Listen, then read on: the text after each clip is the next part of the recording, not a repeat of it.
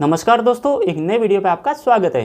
दोस्तों आज के इस वीडियो के अंदर मैं बताऊंगा कि आपका सीलिंग फैन लगा हुआ है और चलते चलते अचानक से बंद हो गया तो उसमें क्या कारण होता है। दोस्तों सीलिंग फैन चलते चलते बंद हो जाना दो वजह से होता है। सबसे पहला कारण होता है उसका कैपेसिटर होता है, वो खराब हो जाता है। अब कैपेसिटर भी दो तरीके से खराब होता है। एक तो खराब होता है इसकी कैपेसिटी है वो वीक हो जाती है, ये नया वाला कैपेसिटर है तो चलते चलते क्या है इसकी कैपेसिटी है वो डाउन हो जाती है। उसकी वजह से या तो पंखा धीरे धीरे चलेगा या फिर बिल्कुल ही चलना बंद हो जाएगा। और जो दूसरी वजह होती है कि कैपेसिटर ब्लास्ट हो जाना। अब हमारे पास यहाँ पर एक कैपेसिटर ब्लास्ट हुआ है, देखिए इस तरह से ब्लास्ट हो जाता है, इसका पूरा बाहर निकल जाता है और कुछ इस तरह से बड़ा ये बाहर निकला है। और कोई कैपेसिटर ऐसे होते हैं कि इसके छोटा सा बाहर निकला है और कुछ ऐसे होते हैं कि इसका मालूम भी नहीं पड़ता, अंदर से ब्लास्ट हो जाता है। ये प्लास्टिक की बॉडी है और किसके मेटल की होती है, देखिए यहाँ पर ये मेटल की इसकी बॉडी है तो इसके अंदर ब्लास्ट हो जाता है तो बाहर नहीं निकलेगा, लेकिन ये कैपेसिटर है वो खराब हो जाता है। और जो दूसरा कारण होता है वो पंखा शॉर्ट हो जाता है।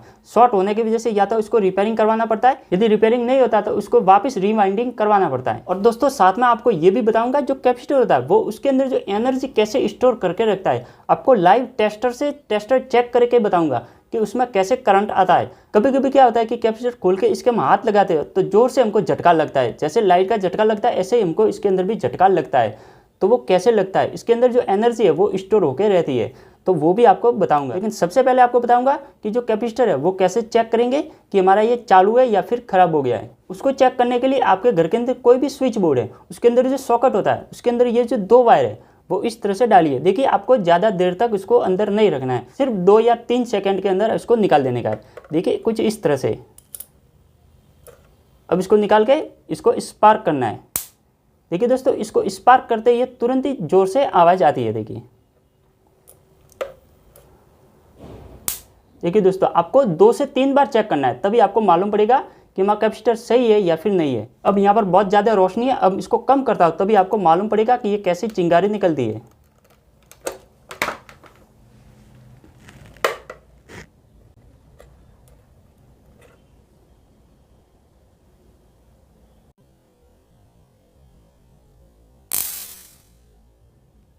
देखिए दोस्तों बहुत ही अच्छी तरह से इसके चिंगारी निकल रही है, यानी कि हमारा जो कैपेसिटर है वो बिल्कुल सही है।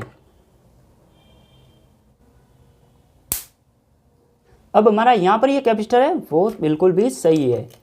अब जो हमारे पास दूसरा एक और कैपेसिटर है, ये देखिए ये भी एक पुराना कैपेसिटर है, इसको भी चेक करते हैं कि ये कैपेसिटर हमारा सही है या फिर नहीं है।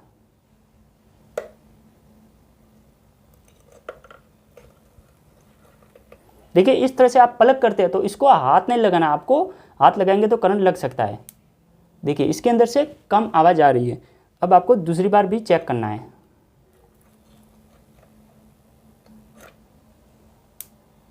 देखिए इसके अंदर दूसरी बार भी बिल्कुल कम आवाज़ आ रही है और तीसरी बार भी कर देने का है। देखिए दोस्तों तीसरी बार करते ही इसके अंदर से ज़ोर से आवाज़ आ रही है, यानी कि ये लगभग सही है, यानी कि बिल्कुल ये ख़राब नहीं है।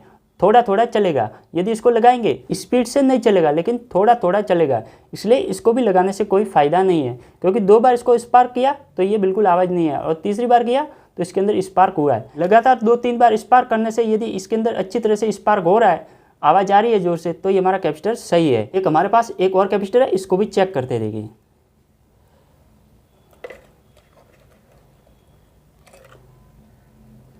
देखिए दोस्तों इसके अंदर बिल्कुल कुछ भी नहीं हो रहा है। देखिए दोस्तों ये बिल्कुल भी ख़राब है क्योंकि इसके अंदर बिल्कुल चिंगारी और कुछ भी नहीं हो रहा है, यानी कि ये हमारा बिल्कुल ही ख़राब कैपेसिटर है। तो इस तरह से ये ख़राब हो गया है, ये अंदर से ब्लास्ट हो गया होगा या फिर इसकी कैपेसिटर वीक हो गई होगी। अब आपको दोस्तों ये तो मालूम पड़ गया होगा कि कैपेसिटर को कैसे चेक करते हैं।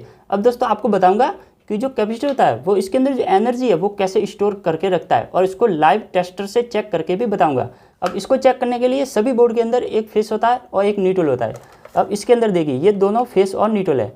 अब यहाँ पर देखिए ये है फेस, टेस्टर जलता हुआ दिखेगा आपको। मैं जो रोशनी है वो कम कर देता हूँ। देखिए यहाँ पर इसके अंदर टेस्टर जलता हुआ दिखेगा, यानी कि ये हमारा फेस है। और यहाँ पर जो दूसरा पोल है इसके अंदर देखिए ये हमारा न्यूट्रल है, ये फेस है और यहाँ पर ये न्यूट्रल है। अब जो न्यूट्रल के अंदर तो आपको पता ही है कि ये टेस्टर नहीं जलता है, यानी कि इसके अंदर करंट है वो बिल्कुल भी नहीं है। लेकिन दोस्तों इसको सर्किट पूरा करने के लिए न्यूट्रल भी ज़रूरी होता है। किसी भी उपकरण के अंदर इसका सर्किट पूरा करने के लिए न्यूट्रल ज़रूरी होता है। तो अब इसका सर्किट पूरा करने के लिए, चेक करने के लिए भी न्यूट्रल की आवश्यकता पड़ेगी। तो सबसे पहले तो इसके जो 2 वायर है वो इसके अंदर मैं डाल देता हूँ। देखिए यहाँ पर इसके अंदर डाल दिए। अब इसको निकाल देता हूँ। अब ऐसे इसके टेस्टर में टच करूँगा तो बिल्कुल भी इसके हमको कोई रिस्पांस नहीं मिलेगा। देखिए इसके अंदर भी नहीं मिलेगा और इसके अंदर भी नहीं मिलेगा। लेकिन देखिए एक वायर को मैं इस न्यूट्रल के अंदर डालता हूँ। हमारे से आपको बता देता हूँ। देखिए यहाँ पर ये न्यूट्रल वायर है और यहाँ पर ये फेस है, टेस्टर जल रहा है। अब यहाँ पर देखिए दोस्तों कैसे टेस्टर जल रहा है। ये जो कैपेसिटर का वायर है, देखिए एक ही कैपेसिटर का हमारा वायर है और ये जल रहा है, लेकिन ये धीरे धीरे कम हो जाएगा। देखिए इसका जो एनर्जी है वो ख़त्म हो जाएगी तो ये टेस्टर अपने आप ही बंद हो जाएगा। देखिए धीरे धीरे बिल्कुल ही बंद हो जाएगा। आपको अच्छी तरह से दिख रहा होगा।